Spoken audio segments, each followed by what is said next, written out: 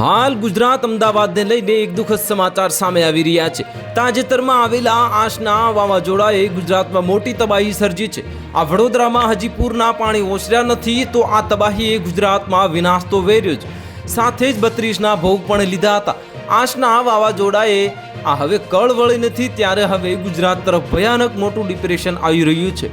આ ઓડિશાના દરિયાકાંઠા વિસ્તારો ઉપર એક ડિપ્રેશન સર્જાયું છે જે પશ્ચિમ અને ઉત્તર પશ્ચિમ દિશા તરફ ગતિ કરતા ગુજરાત તરફ આવી રહ્યું છે, જેને કારણે હવામાન વિભાગ દ્વારા ગુજરાત રાજ્યના કેટલાક વિસ્તારમાં ઓરેન્જ તો ક્યાંક યલો એલર્ટ જાહેર કરવામાં આવ્યું છે।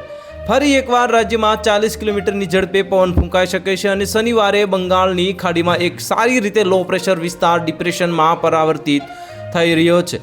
ભારતીય હવામાન વિભાગ અનુસાર આ સિસ્ટમ મધ્યરાત્રિની આસપાસ વિશાખાપટ્ટનમ અને નજીક અડીને આવેલા દક્ષિણ ઓડિશાના દરિયાકાંઠાને પાર કરે તેવી અપેક્ષા છે। લો પ્રેશર સિસ્ટમ જે ઉત્તર આંધ્રપ્રદેશ અને દક્ષિણ ઓરિસ્સાના દરિયાકાંઠે સ્થિત હતી તે પશ્ચિમ ઉત્તર પશ્ચિમ તરફ આગળ વધી અને ડિપ્રેશનમાં મજબૂત થઈ છે। આશના વાવાઝોડા બાદ ફરી એકવાર ગુજરાત તરફ મોટું ડીપ ડિપ્રેશન આવી રહ્યું છે અને આ સિસ્ટમ વડોદરાના માથા પર મંડરાઈ રહ્યું છે। તો હાલ માટે આટલું જ, મળીશું નવી અપડેટ સાથે। જો તમને અમારા વિડીયો પસંદ આવતો હોય તો વિડીયોને લાઇક કરી દેજો, ચેનલને સબસ્ક્રાઇબ કરી બાજુમાં આવેલા બેલ આઇકનને દબાવી દો જેથી તમને આવા સમાચારની અપડેટ મળતી રહે।